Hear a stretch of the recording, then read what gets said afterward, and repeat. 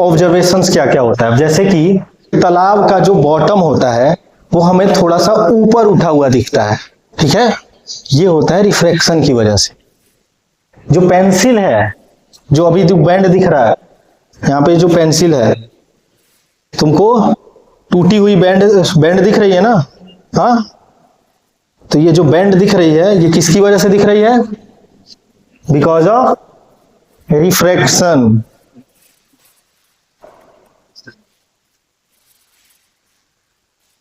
अब glass slab अगर हम जो तुमने लिखा है उसके ऊपर अगर हम रखेंगे तो जो लिखा हुआ है वो थोड़ा ऊपर उठा हुआ दिखेगा, ठीक है ना, तो ये भी होता है रिफ्रैक्शन की वजह से। और अगर हम इस पानी के अंदर लेमन को डाल दें या फिर चलो इस किशमिश को डालते हैं, तो किशमिश का शेप अभी देखो कैसा है, हाँ, और डालने के बाद इसके शेप को देखना, थोड़ा बड़ा दिखेगा, एकदम बॉटम पे चला गया, हाँ बॉटम पे बैठा है, हाँ, तो काफी बड़ा दिख रहा है ना, हाँ, तो ये जो बड़ा हो गया किस वजह से हो गया? रिफ्रैक्शन की वजह से। ये जो बड़ा हो गया किस वजह से हो गया? यहाँ पे है देखो किशमिश, और किशमिश का शेप बड़ा हो गया, किस वजह से हो गया? रिफ्रैक्शन की वजह से।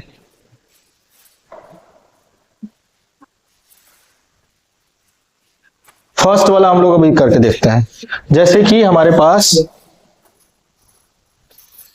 एक कटोरा है, ठीक, और इसमें एक कॉइन को डालेंगे, ठीक, तुम लोगों को ऐसे दूरी पे जाके खड़ा होना है जहां से जस्ट कॉइन दिखना बंद हो जाए, ठीक है ना, अपने अपने जाओ जाओ खड़े हो जाओ, तुम भी खड़े होके ऐसी दूरी पे चले जाओ जहां से कॉइन दिखना बंद हो जाए, हाँ, यहां से यहां पे आओ, यहां पे आओ, और कॉइन को देखते देखते पीछे जाओ जहां से जस्ट दिखना बंद हो जाए, निकल के आओ, जस्ट दिखना बंद हो जाए, हाँ हो गया, वहां तक आ गई, हाँ, अब तुमको जस्ट दिखना बंद हुआ है, कोई नहीं, तुम रिकॉर्ड, ठीक। अब देखो, अब जैसे ही पानी डालेंगे, अभी दिख नहीं रहा है ना कॉइन, नहीं दिख रहा है ना, वहां से पानी डालेंगे तो दिखेगा, देखो कैसे,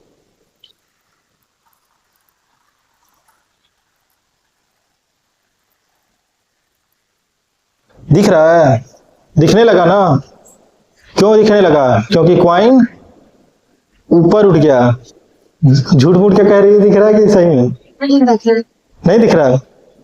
दिख रहा है, अच्छा, तो दिखने लगा ना, तो ये दिखने लगा क्यों? क्योंकि कॉइन थोड़ा ऊपर आ गया, बॉटम में नहीं, बॉटम से थोड़ा ऊपर उठ नहीं गया, रियल में नहीं उठ गया, रिफ्रैक्शन की वजह से जो कॉइन है उसका इमेज थोड़ा ऊपर आ गया, इमेज ऊपर आ गया उसका, मतलब थोड़ा ऊपर दिख रहा है, रियल में तो वो अभी बॉटम में ही बैठा है, ठीक है ना, तो ये किस वजह से हुआ? रिफ्रैक्शन। तो रिफ्रैक्शन में हम क्या बताए थे, आओ बैठो, बेंडिंग ऑफ लाइट को हम लोग कहते हैं रिफ्रैक्शन। और बेंडिंग ऑफ लाइट कब होगा? जब एक मीडियम से दूसरे मीडियम में जब एंटर करेगी लाइट, हाँ, और ये बेंडिंग ऑफ लाइट हो क्यों रही है? Because of change in speed of light, ठीक है ना, जब एक मीडियम से दूसरे मीडियम में जा रहा है तो उसकी स्पीड चेंज हो जा रही है, और उसकी स्पीड चेंज हो जा रही है, इस वजह से वो बेंड हो रहा है। जैसे मान लो ये एक इंटरफेस है जो दो मीडियम को अलग कर रहा है, ये एक एयर वाला मीडियम होगा या फिर मीडियम 1 होगा, और ये नीचे ग्लास वाला मीडियम या फिर वाटर वाला मीडियम, मीडियम 1 और मीडियम 2, ठीक। अब ऊपर से लाइट आएगी जिसको कहते हैं हम लोग इंसिडेंट रे, ठीक। अब यहां से रिफ्लेक्शन में क्या हो रहा था? बाउंस बैक होकर के वापस चली जा रही थी, रिफ्लेक्शन में क्या हो रहा था? बाउंस बैक होकर के वापस चली जा रही थी, लेकिन रिफ्लेक्शन में अंदर जाएगा, लेकिन सीधा नहीं, बेंड होकर के जाएगा, उधर जाना था इधर चला गया। तो रिफ्लेक्शन में जो गया लाइट उसको बोलते थे हम लोग रिफ्लेक्टेड रे, इसको बोलेंगे रिफ्रैक्टेड रे। और देखो थोड़ा सा डेविएट हो गया, थोड़ा सा मुड़ गया ना लाइट, और इसी मुड़ने वाली लाइट को, इसी मुड़ने के प्रोसेस को हम लोग कहते हैं रिफ्रैक्शन। और ये मुड़ा किस लिए? चेंज इन स्पीड की वजह से, क्योंकि इसमें मीडियम 1 में अलग स्पीड से लाइट चल रही थी और मीडियम 2 पे अलग स्पीड से लाइट चल रही थी। तो डेफिनेशन क्या है? The deviation of light rays, deviation बोलो या फिर बेंडिंग बोलो, the bending of light rays from its path, उसकी पाथ ये थी और इस पाथ पे चली गई। तो the deviation of light rays from its path when it travels from one medium to another medium is called refraction of light. और ये हुआ क्यों था? हुआ क्यों था? स्पीड ऑफ लाइट का चेंज होने की वजह से। मीडियम 1 में स्पीड ऑफ लाइट कुछ और थी और मीडियम 2 में स्पीड ऑफ लाइट कम हो गई या फिर बढ़ गई, इसकी वजह से हुआ। ठीक है ना?